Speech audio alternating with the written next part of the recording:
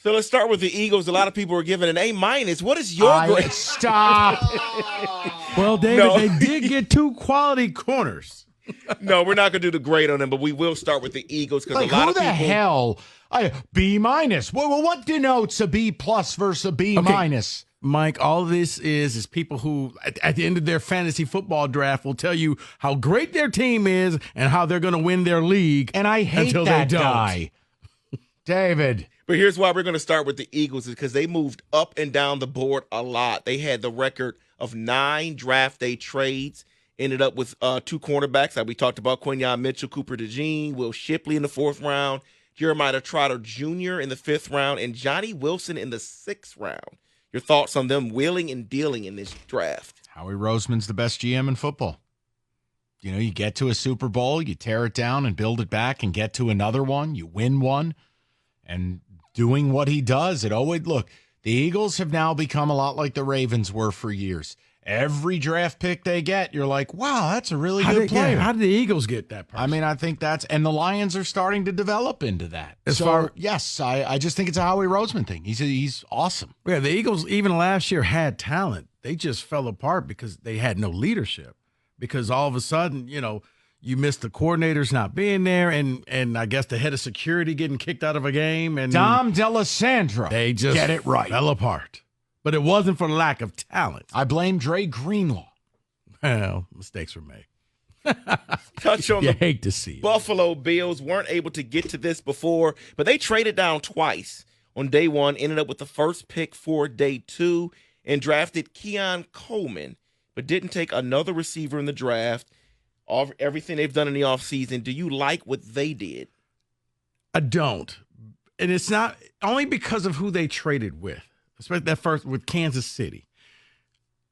I would feel dirty because it's like, no. What do you know, Kansas City? Because you've just been beating me left and right. I'm not making a trade with you. But they did, which was personal growth for them, but I wouldn't have because I would feel like I'm somehow going to regret this move when it comes to the playoffs. We just got beat by Xavier Worthy. Okay, touchdown. All right.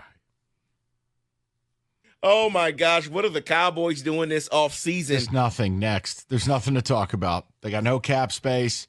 They should be rebuilding. They can't rebuild. They're stuck with a quarterback they don't like. The answer is nothing, and probably a year from now they're trading Micah Parsons. Anything else? No. Yeah. Zeke gets to eat again. He's back. Have you looked at him? That's part of the problem. He's been doing too much of that. Gone are the days where that dude was repping a 6-pack and a belly jersey. He's done. His yards per carry have gone down every season in the National Football League. It's then why over. bring him back? Because they're selling tickets. That's it. Because enough idiots who wear cowboy hats and yell yeehaw with 18 zins in their mouth are going to want to see him jump out of a Salvation Army basket. Woo! Because Cowboy fans are trash. That's why. Oh, Zeke's going to jump out of the Salvation Army bucket. Next.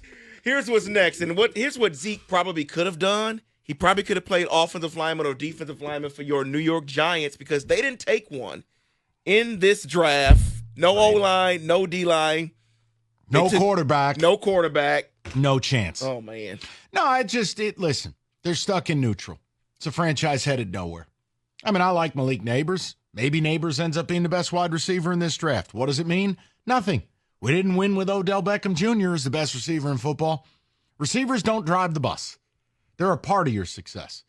The Giants not adding to either side of the line of scrimmage, not adding a running back. I mean, they drafted a kid out of Purdue who played wide receiver for 4 years and had like 7 carries. That's our answer. And no quarterback brings you right back to, hey, it's Tiny Tim at quarterback. I got nothing.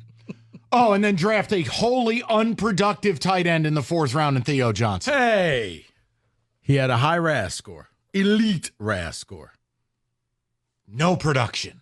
Your wide receiver mention brings me to your team, Rico, because I think the question was answered. They are going all in on this year, keeping their wide receivers in Ayuk and Debo to go all in for the Super Bowl this year. This is the football version of The Last Dance, where If it works, we got a title. And if it doesn't, not everybody's going to be in this room next year at this time. So, yeah, they drafted replacements.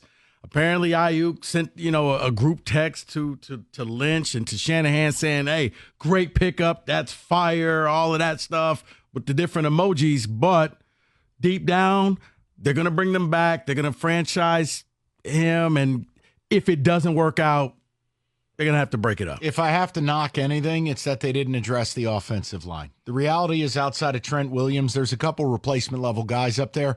I would have liked to have just seen one pick on the O-line for the Niners. They went with 2 interior guys, but as far as tackles go, they were like, none of the tackles that after the first round really fit their style. What about Giovanni Manu?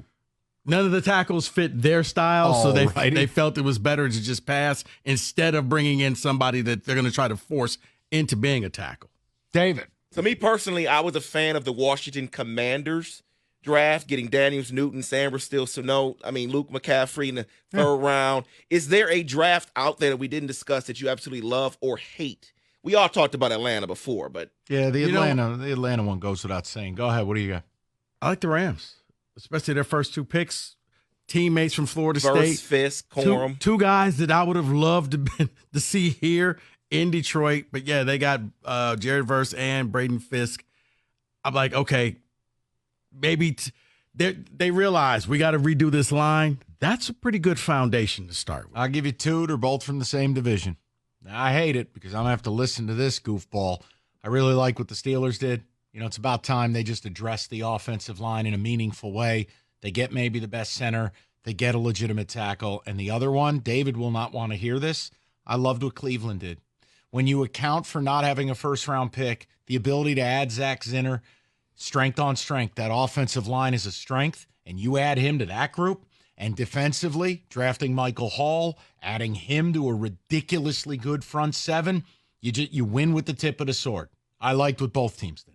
What about the Bears? Was it just simply you take a punter in the 4th round, you've lost me.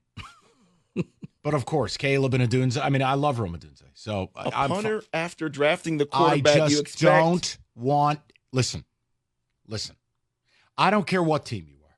I ripped him when he drafted Jake Moody last year in the 3rd round. I can't make sense of it. I can't make sense of it. And that is in football today.